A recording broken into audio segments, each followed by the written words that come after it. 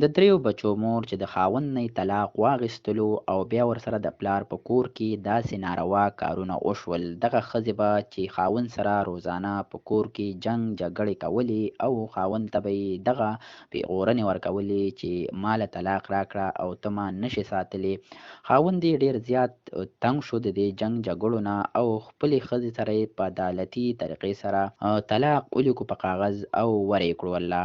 دغه ښځه ډېره په خوشحالۍ سره د خپل مور کور ته لاړله او هلته اوسېدله. څو میاشتې وشولې چې د مور په کور کې ژوند تېرولو. یوه ورځ ډېره زیاته تنګه شوله او د کور حالات یې هم ګډوډ شو. دې سره به بیا چا دومره مرسته نه کوله، نو دا راپاڅېدله او واپس یې خاوند ته رینګ وکړو او ورته یې وویل چې ما نه ډېره زیاته غلطي شوې ده، ما معاف کړه او ما سره واپس نکاح وتړه. خو خاوند یې ورته یو خبره وکړله، ته داسې وکړه لومبۍ لاړه شه او هغه کاغذ راواله چې په هغې ما تاته څه لیکلي دي.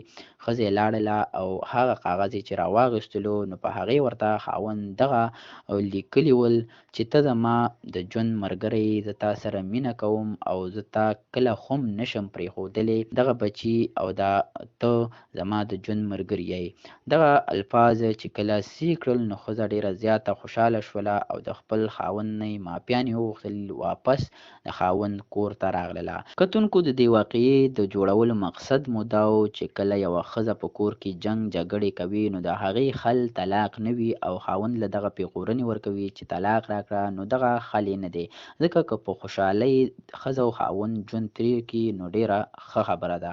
دغه سړي چې د برداشت نه کار واخیستو او خپلې ښځې ته یې د هغې حل راوویستو او ښځه یې هم واپس کور ته راوستله او دواړو بیا په خوشحالۍ سره ژوند تېر کړو. نو دغه د ژوند د تېرولو طریقه ده.